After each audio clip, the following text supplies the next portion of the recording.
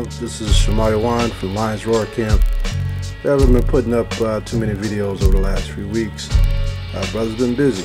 I mean, as you can see, we be trying to get studies and scriptures and stuff for other brothers and sisters who are in this truth, other than brothers and sisters who are on the YouTube and on the Facebook. We do have a Facebook channel. All right, 12 Tribes of Israel, Lions Roar, Israelites. You could go to that. Make sure you put the @ symbol, 12 Tribes, Lions Roar, Israelites. All right, so here we go right here with the Holy Bible. I want to show you some things about the prophecies that are coming to pass. And really, I want to just show you how things unfold. We always say that we're in the last days, but in order to understand these last days, we have to also understand the last days or the days that were prophesied by Hamashiach Yahushai during the days that he walked the earth. And he prophesied that something would happen after he passed away to Jerusalem or Yarushalayim. So I want to say all praises to the Most High, Abanawa Yahawah, by Hashem, Hamashiach Yahushai, Barakatah to all of Yasha'Allah who are spread out across the globe, the four corners of the earth. This is for those brothers who are studying to get some understanding on how things unfolded with Yahushai's prophecy. Okay, so let's go to the Holy Bible and let's first go to the book of Luke. All right, we're going to go into the book of Luke. This is a King James Bible, the 1611 Bible. And we're going to drop down to Luke chapter 21 and verse 20. And it reads, "And when ye shall see Jerusalem compassed with armies, then know that the desolation thereof is near. Then let them which are in Judea flee to the mountains. And let them which are in the midst of it depart out. And let not them that are in the countries enter thereinto. For these are the days of vengeance, that all things which are written may be fulfilled." So that prophecy, many brothers took that as a light prophecy during that day. When he said depart out and let them not come back in, okay, a lot of brothers didn't listen to what he had said. He was giving them ample time to get themselves right and to get out of Jerusalem, to flee into the mountains towards Africa. All right, let's read on. "But woe unto them that are with child, and to them that give suck in those days, for there shall be great distress in the land, and wrath upon this people. And they shall fall by the edge of the sword, and shall be led away captive into all nations. And Yarushalayim shall be trodden down of the Gentiles, until the times of the Gentiles be fulfilled." And we know who the Gentiles to be, the Greeks and the Romans. They came into that land and they destroyed Yarushalayim. Okay, so verse 25. "And there shall be signs in the sun, and in the moon, and in the stars, and upon the earth distress of nations, with perplexity, the sea and the wages, or the waves roaring. Men's hearts failing them for fear and for looking after those things which are coming on the earth. For the powers of heaven shall be shaken." So we understand a lot of these things are happening now, but sticking to what we're going over, let's go to the book of Babylon and Timbuktu. All right, and this is written by Rudolph Windsor. And let's read page 84. And I'm going to read at the second chapter when he said, "Go out of the Jerusalem towards the mountains." The mountains were heading towards Africa. Okay, so this book reads, "In the year 65 BC, the Roman armies under General Pompey captured Jerusalem. In 70 AD, General Vespasian and his son Titus put an end to the Jewish state, or the Israelite state, with great slaughter. During the period of the military governors of Palestine, many outrages and atrocities were committed against the residue of the people." Residue meaning the last brothers and sisters who refused to leave that land. Okay. During the period from Pompey to Julius, it has been estimated that over 1 million Jews fled into Africa, fleeing from Roman persecution and what? Slavery. The slave markets were full of black Israelite slaves. Okay, so now when we read this, this happened. This was also a prophecy, as you read on down below. It says Deuteronomy 28:64, but it happened again in 186 AD as well. And between 70 AD and 186 AD, you had over in Carthage, where they had set up, where the Romans and the Greeks had set up, places to train slaves to be gladiators. They had trained slaves to be slaves in that place before they sent them to Rome. It was the training ground. Okay? But I brought this out to show you one particular thing. I wanted to go into the book of Josephus today to show you how all these things link up. And that the prophecies that YAHAWAH spoke of is also in the book of Josephus. Okay? So we're going to go into the book of Josephus. My book is falling apart. This is the New Complete Works of Josephus. And these are the authors that I have on this book. And most of the books are of the same print. They're just reprinted by different authors. But it's the same thing. Same chapter, same books. All right. So let's go to, I want to go to the Jewish Wars, or the Israelite Wars is what it should say. Book 6, chapter 5. And I want to drop down to 3. And this is, you're going to watch everything unfold after YAHAWAH passed. And this happened right before the year 70 AD. Right before that happened. Okay, this is when it all took place. So we're going to read. And bear with me as we read, because I'm going to go in depth reading. This is section 3. It says, "Thus were the miserable people persuaded by these deceivers, and such as but believed God himself, while they did not attend nor give credit to the signs that were so evident, and did so plainly foretell their future desolation, but like men infatuated with their eyes to see, or minds to consider, did not regard the denunciations that the Most High made to them." Okay, so these were unbelieving men. These were men who didn't believe in the scriptures. They didn't believe what was going to come to pass. Just like we got men today who don't want to believe what the Israelites are telling them today, that these things are going to come to pass. All right? It says, "Thus there was a star resembling a sword, which stood over the city, and a comet that continued a whole year." Okay, so focus in on that. This is in the book of Josephus, and YAHAWAH said there would be signs in the moon, the sun, and the stars.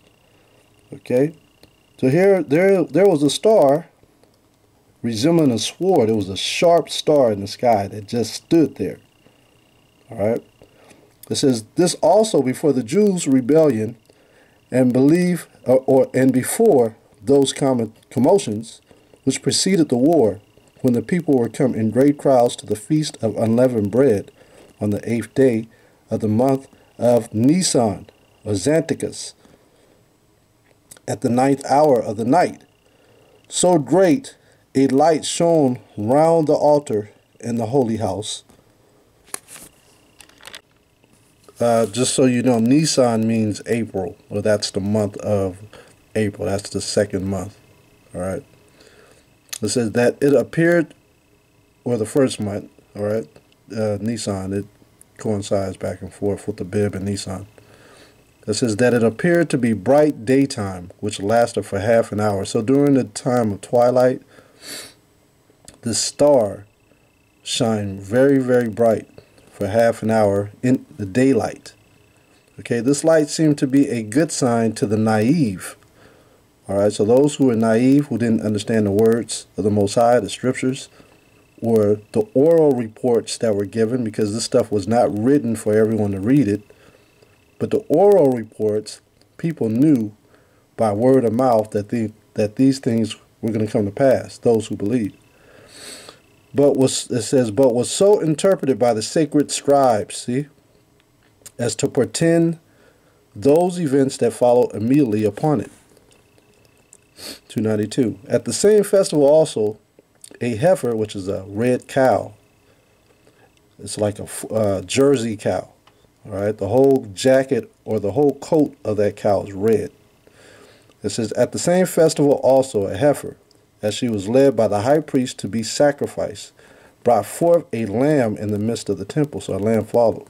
Moreover, the eastern gate of the inner court of the temple, which was of brass and vastly heavy, and had been with difficulty shut by 20 men. So this was a heavy door.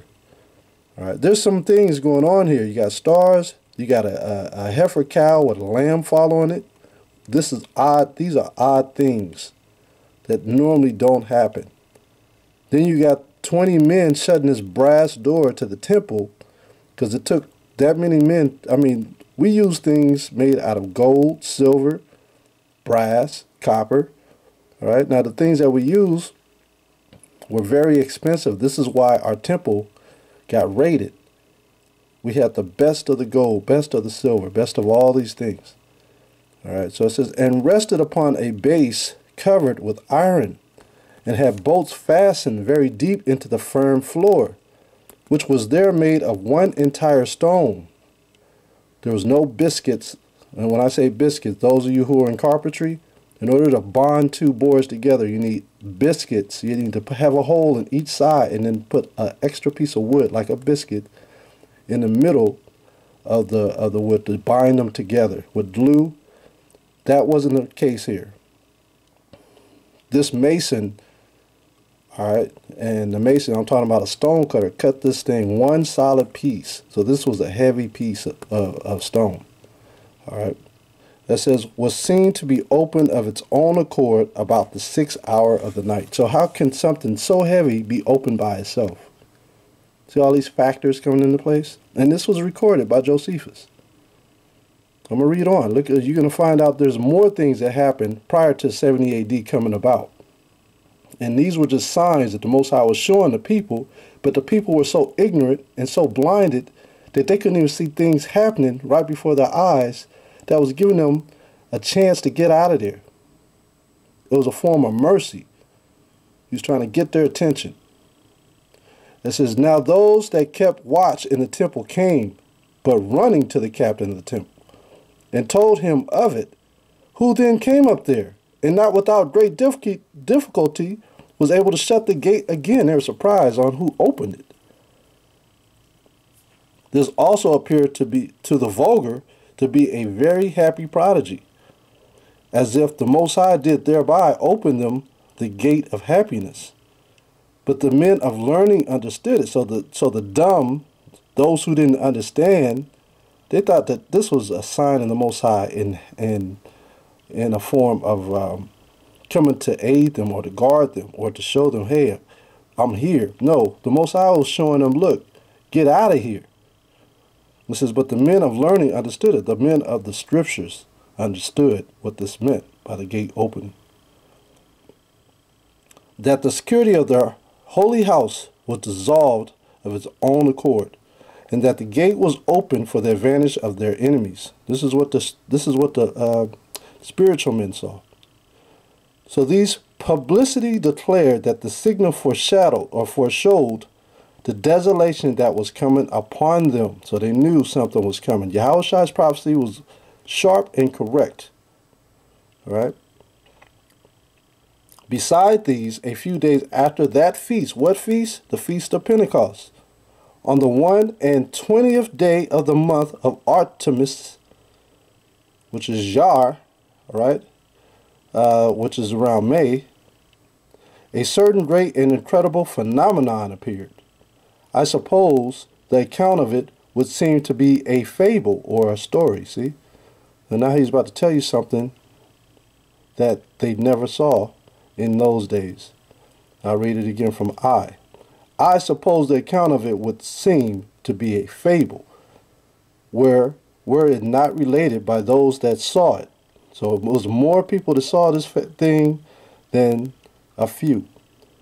It says, and were not the events that followed it of so considerable a nature as to deserve such signals, for being sunsetting, chariots and troops of soldiers in their armor were seen running about among the clouds.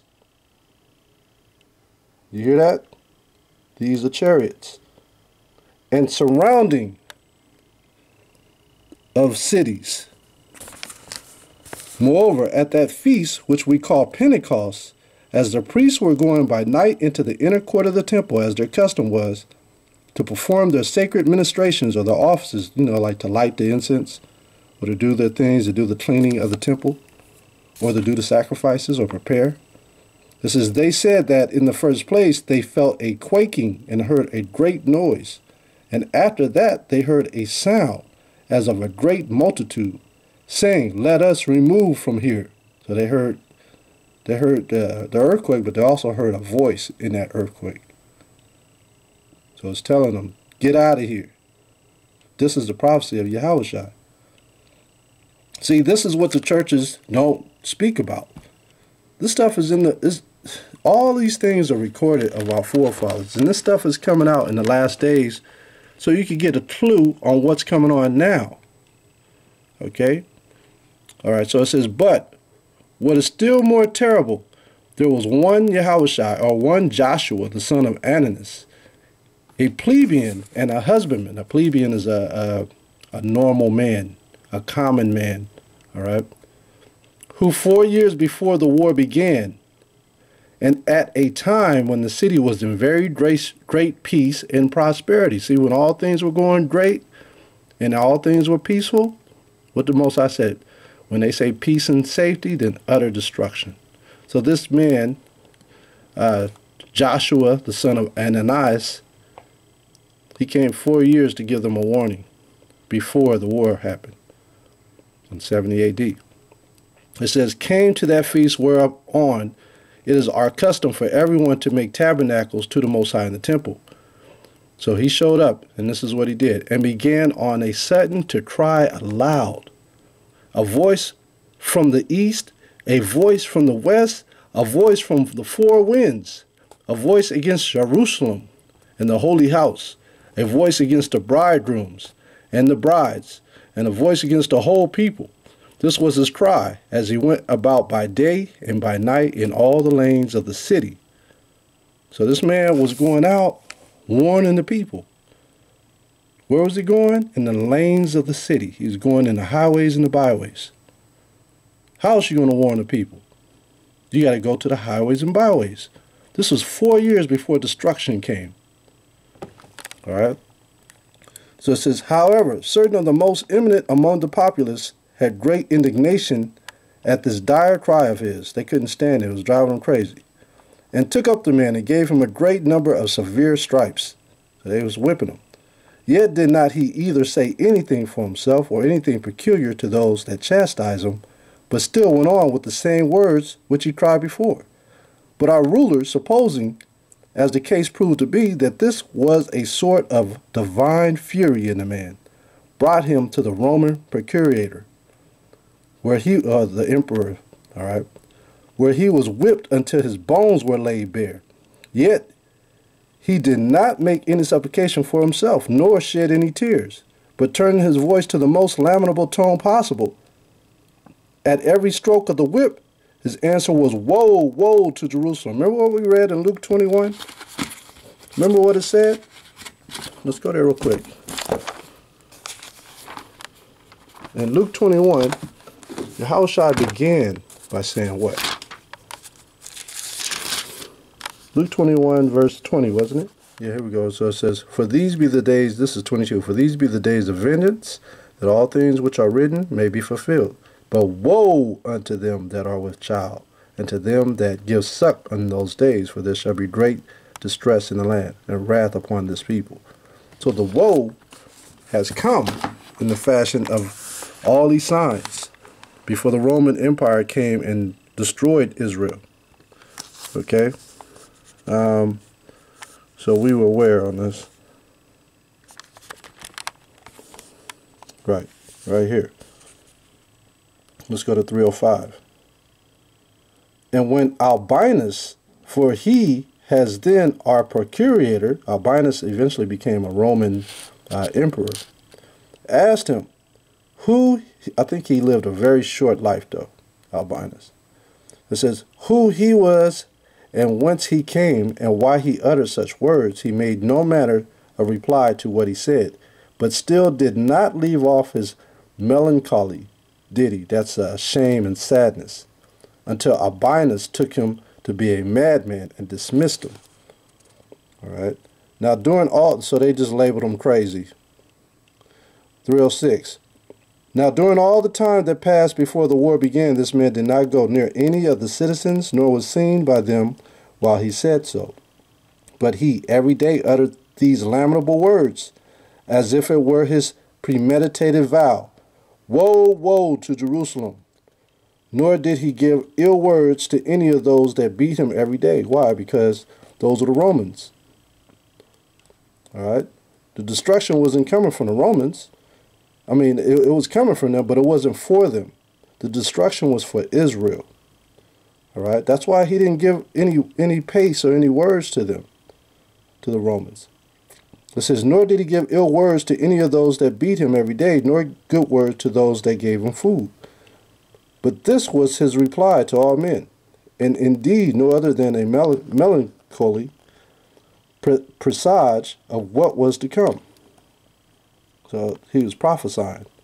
This cry of his was the loudest at the festivals, and he continued this ditty for 7 years and 5 months, without growing hoarse or being tired with it, until the very time that he saw his prophecy or presage in earnest fulfilled in our siege when it ceased.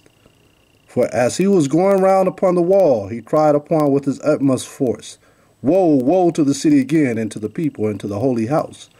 And just as he added at the last, Woe, woe to myself also, there came a stone out of one of the engines, and struck him, and killed him immediately. And as he was uttering the very same presages, he gave up the ghost. So all these warnings for Israel, okay, just like us out there telling our people to wake up before destruction comes. It's the same thing. And we have always been warned before destruction comes by prophets who have these spirits on them that can't stop from what they're doing but going out there and waking up the people. So if you people don't get right, the Most High is going to show you the judgment. It's coming. And if you don't believe that this is dealing with 78 days, here you go. This is, now this oracle certainly denoted the government of Vespasian, who was appointed emperor in Judea. However, it is not possible for men to avoid fate, although they see it beforehand. So Vespasian and his son Titus conquered Jerusalem and destroyed it with a heavy hand. That power came from the Most High on the left-hand side. So these are the prophecies that came prior to 70 AD. I hope you get some out of this. I thought this was important to come out and bring this out to you. I hope this is a blessing to some of you, and I hope some of you wake up to see the prophecies unfolding now with the emperors that we have in charge now, like Donald Trump, and some of the laws being passed now, okay, and the rumors of war, and the confusion of faces, and the destruction, and also the earthquakes. All these things are part of the plagues and prophecies that are for the end days, that are written of in Zephaniah, Zechariah, Obadiah, Revelation, and all throughout the New Testament and Old Testament. All right? So with that, I pray that you brothers and sisters have a blessed Shabbat. And I'm going to say Shalom to all of y'all. Shalom.